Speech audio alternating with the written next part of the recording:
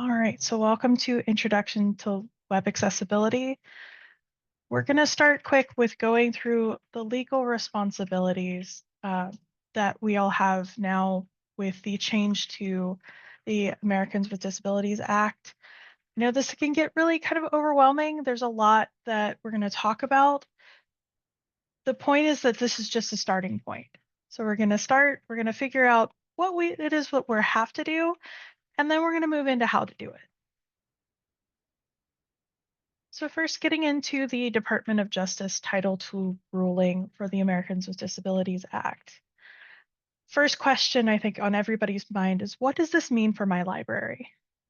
So what this ruling does is that it updates the ADA to use WCAG 2.1 AA as the technical standard for web accessibility.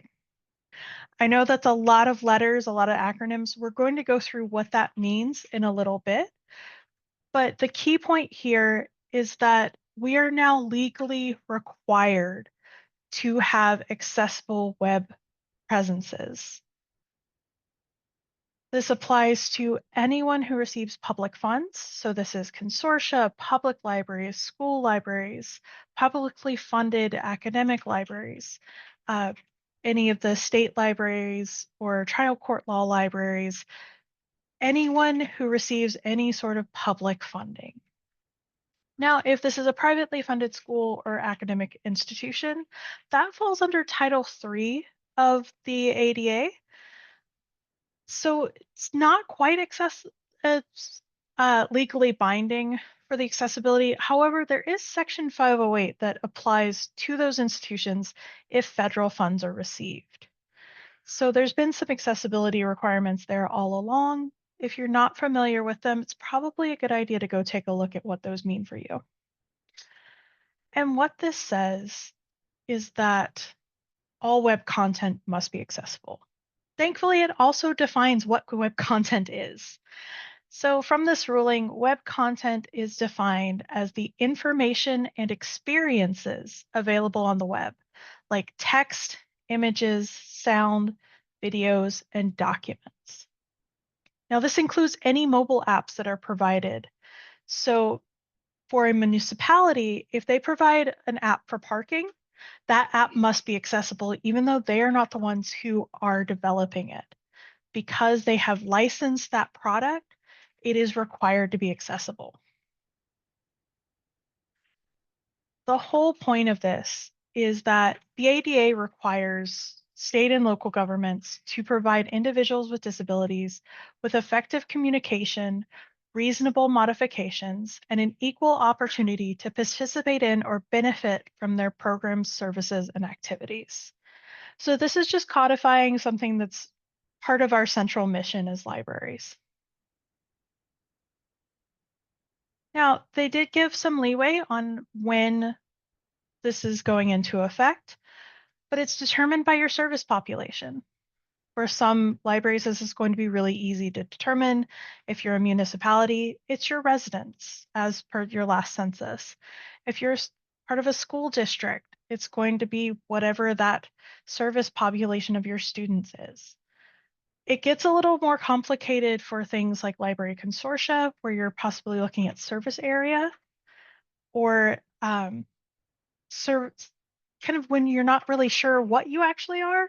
I think this applies more to, say, it's special libraries more so than anyone else.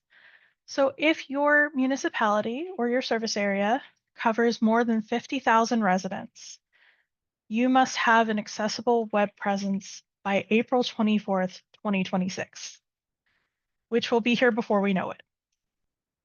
If you have a smaller group of residents or service population, so anything below 50,000, or if you're part of a special district government, you have until April 26, 2027.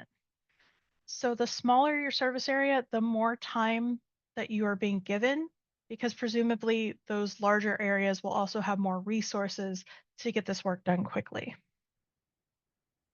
Now, with this ruling, there are some exceptions, and I'm going to go kind of into detail in this because the exceptions will really help you figure out where you need to concentrate your efforts. So the first exception is for archived web content. And there are 4 qualifications that the web content must meet for the content to be considered archival. So we're looking at creation date, why the content is being kept, where the content is being kept, and whether or not the content has been changed. So for example, if you have an archive of meeting minutes for your board of trustees, as long as they're kept in a segregated place on your website where it is clear that it's just record keeping and you're not changing them once they've been updated, then your older archived minutes are not required to be made accessible. So again, this is created before the compliance date. Anything created after the compliance date, that is absolutely required to be accessible when you're creating it. So kind of tying into this is exception 2, which is for pre-existing conventional electronic documents. So these are things that you've already created, they've already been available on your website. They're PDFs or presentations or spreadsheets, something that's there that is not being changed. Files were already available and they are not being used as applications or forms. Even if you have a form from, say, 1998, as long as you're still using that form has to be brought up to accessibility standards. Exception 3, I think, is kind of an odd one for libraries, but it's content that is posted by a third party. And this is all about how this content is being produced. So if it's something that is contracted, if it's a vendor who's giving you something, that is required to be accessible. But if, say, someone leaves a comment on your Facebook page, that is where this exception falls in. You're not required to be an arbiter of the public. Anything that's kind of outside of your control, this is allowing you to not worry about it so much. Now, if you have a web developer who is developing a site for you, even if you don't have direct access to change anything on that site, you are still required to work with that vendor to make that property accessible. And exception 4 is for individualized password protected documents. And the example that the ruling gave was for something like a generated water bill.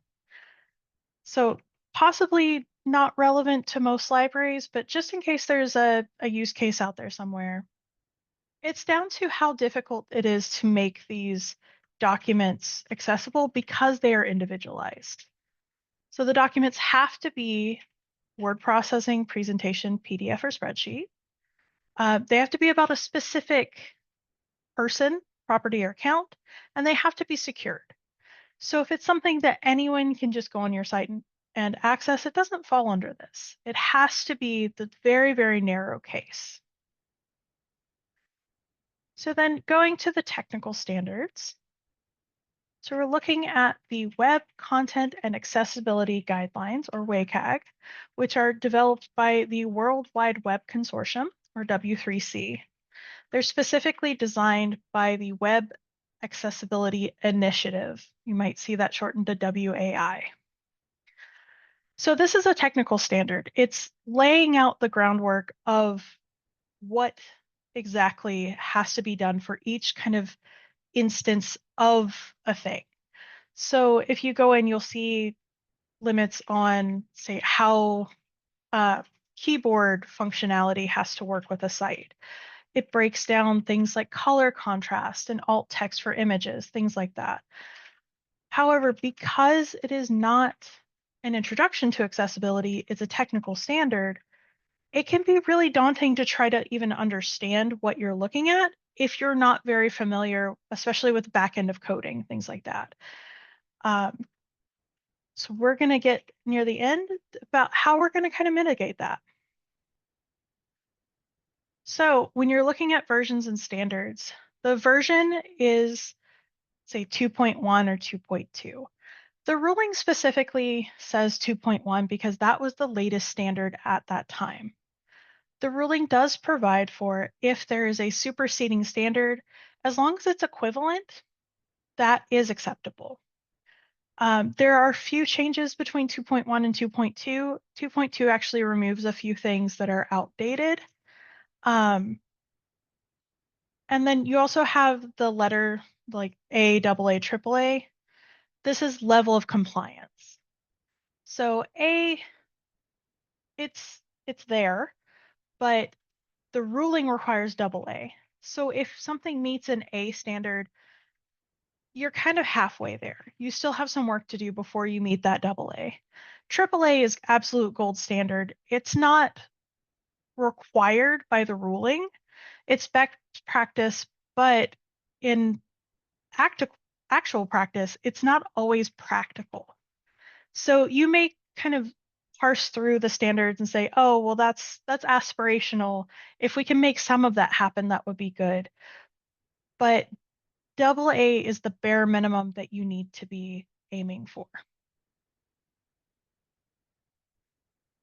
So going into taking this from regulation to action, I want to start off by talking about our accessibility audit. So we started our accessibility audit with Perkins Access, and we got reports of all of the web properties that we had audited. And this is an example of my spreadsheet that looks like a rainbow threw up on it. That's how you can tell they're mine. So basically, we're looking at what the impact of these issues are, how complex they are, and where we need to go to fix them. So some of these things were absolute low-hanging fruit. We had an orange color that was used extensively throughout our site, but it was only used with white. So it was something that was not accessible on a wide scale. So we had to parse through our CSS files, find that color, and make a choice on replacing it. So that's something that's tedious, but very easily doable. And then you have things like the performers directory, where the code itself both required a level of knowledge that was no longer present within the agency and didn't have enough of use to make it worth the investment to try to fix. So that is being sunset from our web properties so that it's not a problem for us accessibility wise. Some of the things that you may come up against when you're parsing through your own sites might be things that are old that you go, oh, well, why do we even have this anymore? It's kind of a good opportunity to also clean house as well as, you know, make things up to date and accessible. We also went through and kind of that's what the rainbow colors are, is kind of grouping together tickets. So you have one color that's CSS code, CSS tickets, and then other things are specifically keyboard navigation doesn't work quite right, or this needs some extra coding help, things like that. A part that we are still going to be looking at going forward is document remediation. Especially our state aid unit creates a lot of PDFs. And PDFs especially are a little bit more difficult to make accessible. There's a few different things that have to be taken into consideration. So as we go through and create these documents, we have to do that kind of final check before they're even uploaded. Almost as like an accessibility arbiter as these things hit our web presence. Kate, is there anything that you wanted to add about the accessibility audit? I no, I think you've covered it pretty well. I wasn't sure if you wanted to try to answer Tegan's question that's in the chat, or we just want to wait till the end for that one. Municipal library versus consortia. All right, I will take a look at that at the end. Okay. Um, so then going forward with some of the things to take into consideration, um, social media. Social media is kind of its own set of problems. Um, and while this example here, which is a screen grab from our Instagram page, is an attempt at being accessible, it could be even better. So what we've got here is one, you want to look at your usage of emojis. Be aware that a screen reader is going to read the name of the emoji. So if you're trying to do something like this where it's like clapping hands and like a confetti, it's just going to start out reading as a screen reader voice, confetti, clap, congratulations. So starting with an emoji is not a great way for a screen reader because it's going to be disorienting. We have a blog post series that library advisory specialist Al Hayden does where a heading was used kind of trying to jazz it up, where it was like calculating your return on investment. But there was emojis used in the header. And when you listened with a screen reader, it said label heavy cash sign. So it's one of those things that as sighted users, we may not even be considering is how this is going to be read by a screen reader. Also, the way that we use emojis culturally may not match that label that is given by the social media platform. Additionally, if you're using hashtags, you want to make sure that the first letter of each word in the hashtag is capitalized.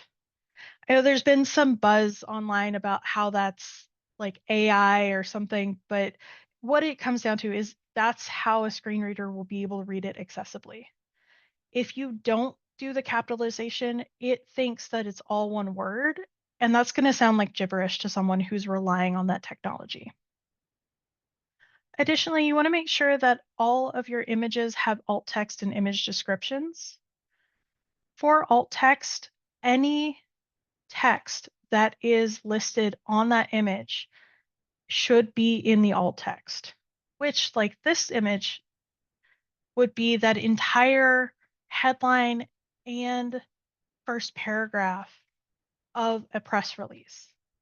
So this is also where you need to be really cognizant of how you're creating your images. Are you creating images that are really text heavy? Is that going to then create an accessibility issue because either you're having to have this giant chunk of alt text read out or you're having to try to represent it in a photo description within the post, however you prefer to do that. But it's really, if you have text, it should be in the post. It should not be on the image. You can do it, yes, if you do the things to make it accessible, but it's really, you're almost setting yourself up for failure because if you forget to put in the alt text or if you forget to adequately write the description, then you're doing a disservice to anyone who's relying on that technology. So do have a set of some tasks that you can get started with when looking at your website. And the first part is just looking at your color contrast. So there's a tool, this is a representation of a screenshot from a tool called WebAIM Contrast Checker. And what it does is it lets you use an eyedropper to grab a color from somewhere on your computer screen, and then you can use the sliders to see, okay, if that's not quite accessible, then you can kind of slide it around to find a hex code for a color that is. So based on the technical standards, the contrast ratio has to be 4.5 to 1. And different text size has different limitations. So you can see in this example, normal text has a much tighter contrast ratio limitation than larger text. Because the larger text is going to take up more room, it's going to be more visually accessible. And then your graphical objects and user interface components are also required to have that same contrast ratio.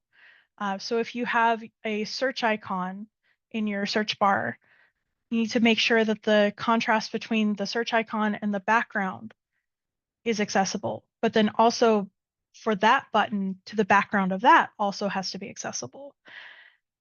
And then there's also the focus box. So there's a lot of pieces to this.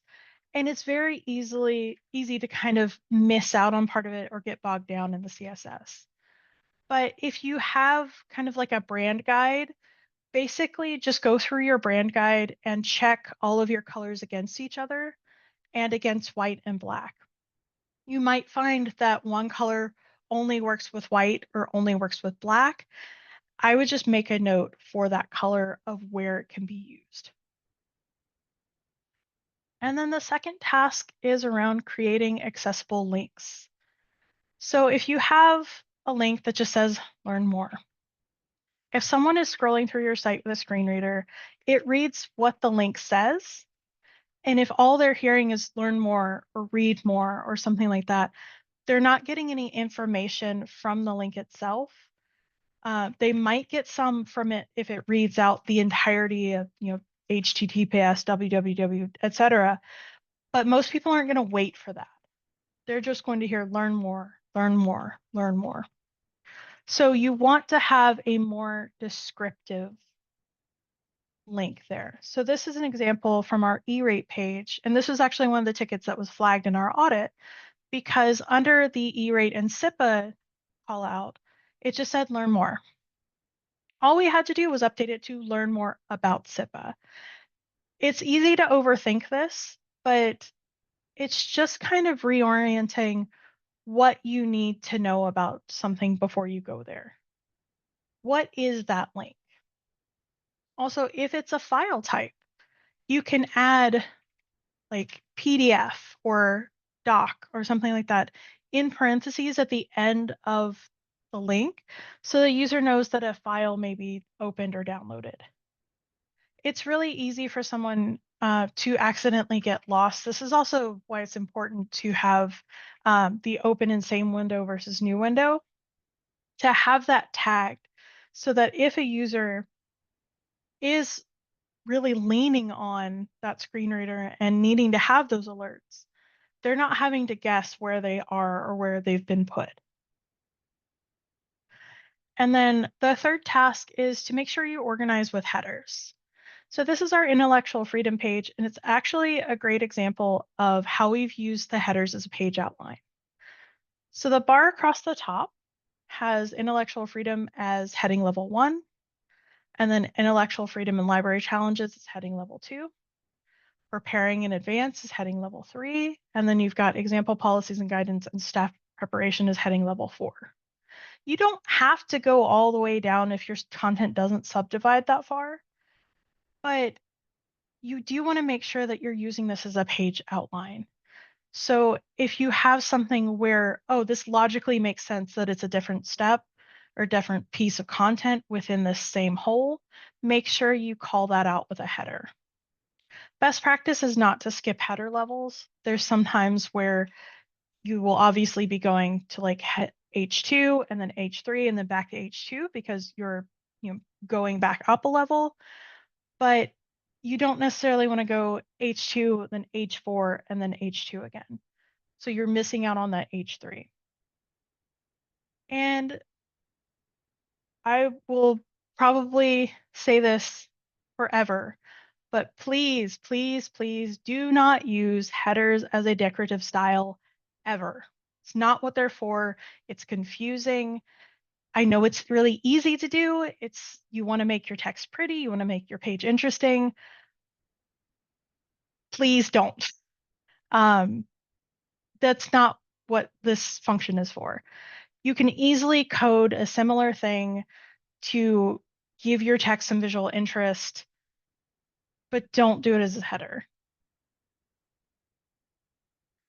So then we'll go to what we've got for learning opportunities and resources. I know I've gone through this pretty quickly. I wanted to leave plenty of time for questions and anything that anybody came up with. So with this, we're really looking at what we can offer. And while we can't offer money right now, we can offer time. So we are going to start having office hours in September. It'll be the first Fridays at 11 a.m. and the third Wednesdays at 2 p.m. We wanted to give some variation here because we know that people's schedules are different. There's some people's who mornings are always a problem, evenings are always a problem. So Fridays at 11, first Fridays at 11, third Wednesdays at 2. Well, the point of these office hours are if you come in with a problem, um, we can work with you to look at your code and try to find a solution that works for both your specific instance or issue and the code that needs to happen to make it accessible. Um, we obviously have some knowledge of HTML, CSS, etc. So it kind of depends on what access you have. So you will need to have access to editing your own site. We can't really help if we can't help you get into the back end, that kind of thing. And then for subject specific trainings, we want to keep this time slot. So the second Tuesday starting in September again, because August we understand is just kind of a mess with vacations, things like that. Um, we're going to be going through the WCAG standards and looking at what makes sense for us to kind of put together something, a class about, and then tie those to the technology skills that people need to actually do those things. So say if we're talking about headers in a Word document, we're not just going to talk about, okay, well, this is, the logic behind using headers and different header levels. We're actually going to be showing how to make those header levels, how to edit a template so that you don't have to basically train your entire staff on how to do this. You can have one specific template that everybody can use, that as long as they use the header functionality correctly, it will be accessible. And then Kate, if you want to talk about the cohort program. Sure. So as Jakavri kind of alluded to, the budget situation is a real problem this year. I'm sure you're all aware of what's been going on with the LSTA and the Institute of Museum and Library Services. The state budget is likely to be pinched as a result of the federal situation. What it all boils down to is normally the MBLC would probably offer everybody LSTA grants to help with the issues and help work on their websites. We're just not going to be able to do that in this case, unfortunately. So what we have is us. Shakavri outlined 2 ways that we're going to try to make ourselves available to people. We are also going to try to provide some more direct consulting services in 2 ways. So the first way is this cohort program. We're going to try to form some roundtable/mutual support groups with libraries that are using the same web platform. Because the solution to fixing your issues is going to be different if your back end is WordPress versus Civic Plus or something else. So we're hoping to be able to bring together small groups of librarians who are all kind of seeing the same problem and can share solutions and commiserate with each other.